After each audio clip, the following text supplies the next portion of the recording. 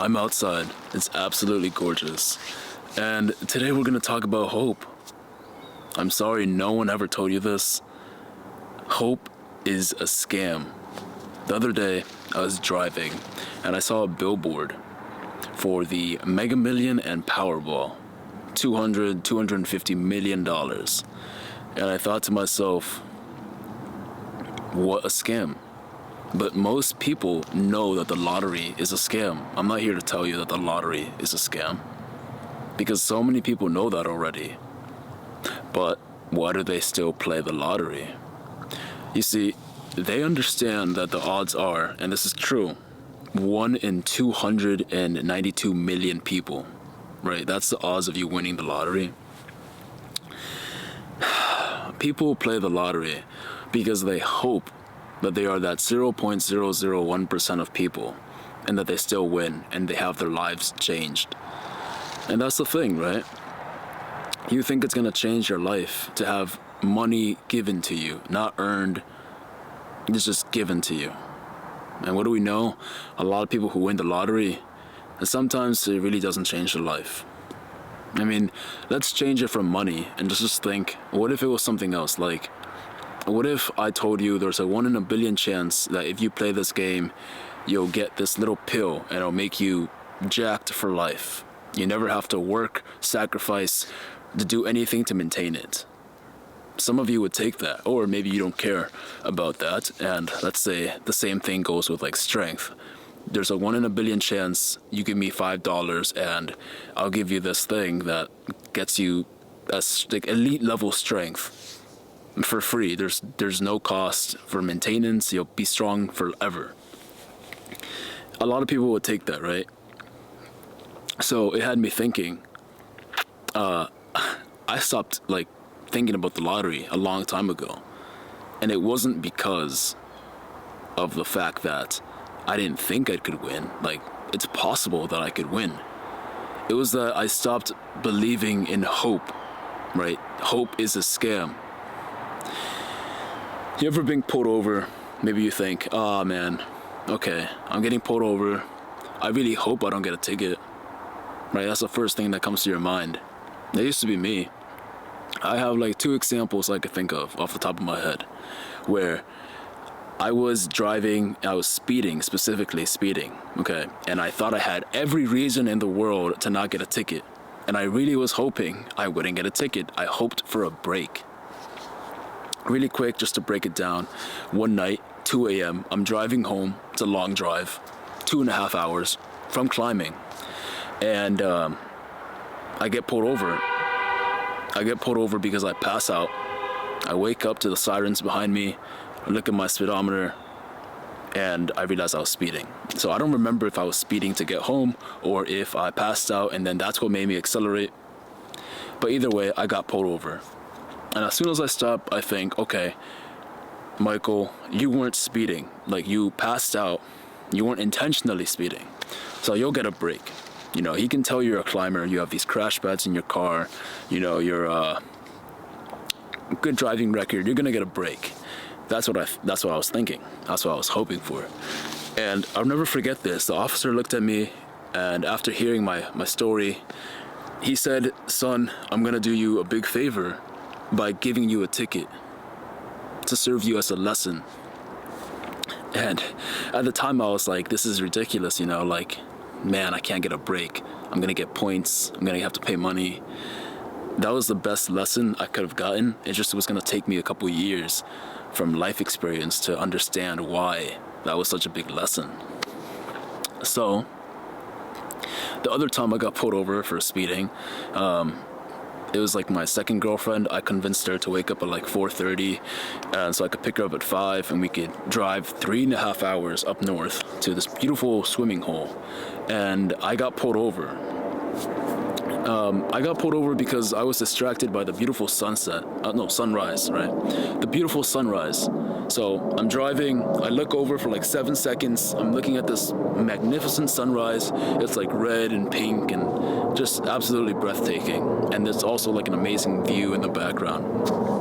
And I get pulled over because I don't notice the police officer who is camping, waiting for someone to pass by. So there was no one around. Can I speed this? There we go. There was no one around. It was just, oh, that looks, just adjusting the brightness in the exposure.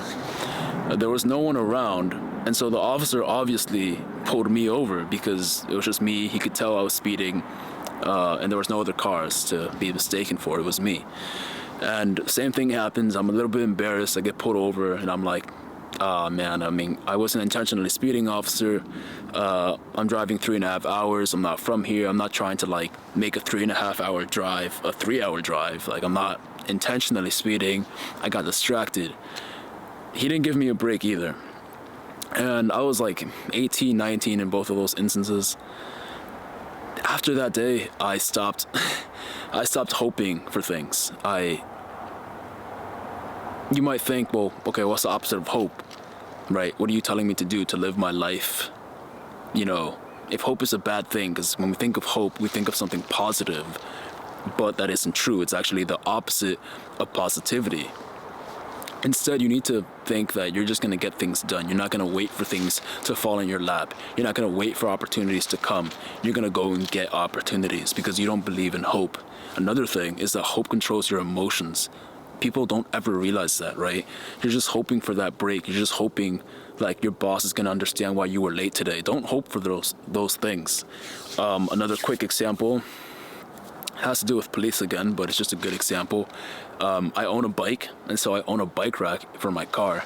Now, when I was looking for bike racks to buy, I thought I would get like a 2-in-1 deal. So I got this bike rack that was really good quality, but it also served as a bumper protector. A lot of bike racks do, but this one like kind of covers a lot of my car. But it happens to cover the license plate. And that's not intentional, right? That's not intentional whatsoever. But I do get pulled over about 10 times in like my entire life for this license plate obstruction. That's what they pull me over for. So the first couple times I would hope for something to change. I would hope for someone to say, hey, you know, I understand it's a bike rack. It's not, you're not trying to obstruct your license plate. But that stopped after like getting pulled over on the third time. You know, I was like, okay, I'm getting lucky. I can continue getting lucky. When I get pulled over now, I actually just hope that I get a ticket. So that's the change. And officers, I guess they aren't expecting that. But this isn't a video on how to not get a ticket, right? This is not about that. It's just that my mentality on hope, it's actually changed. I no longer hope for things to happen. So the last interaction I had where I got pulled over, it was in the city and it's getting cold. And the officer said, he came out, he actually blocked me in from backing up. And after about like 5 minutes, I'm just warming up my car. He comes outside, knocks on my window, I roll it down, I'm very polite. And he says, oh, that's a ticket, you can't do that. That's you're obstructing your license plate.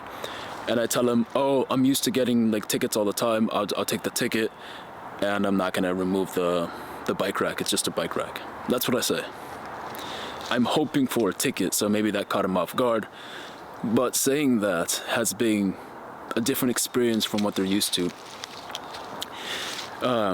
Because, you know, to me, I realize that I want to get the ticket. It's what, $30, $40, and I have protection for my car, and it's also a bike rack that I can use, and I don't have to take in and out because it's a hassle. It's not like it's a pretty complicated bike rack. It attaches to the hitch. It has like a lock in it.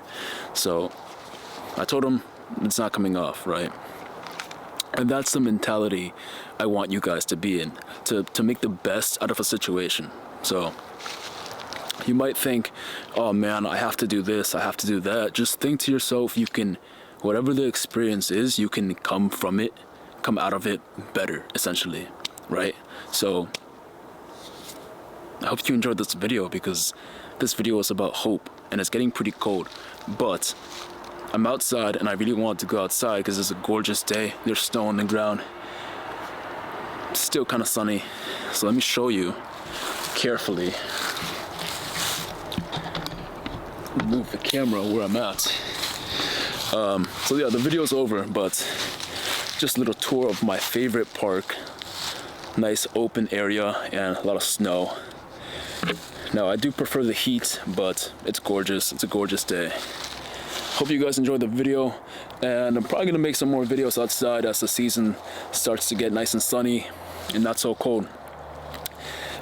Any video ideas you guys want to see, let me know. And also, this was a different type of video. I don't know if you guys realized this is a one take type of video, so no editing and no cuts, just a raw format, one type of video.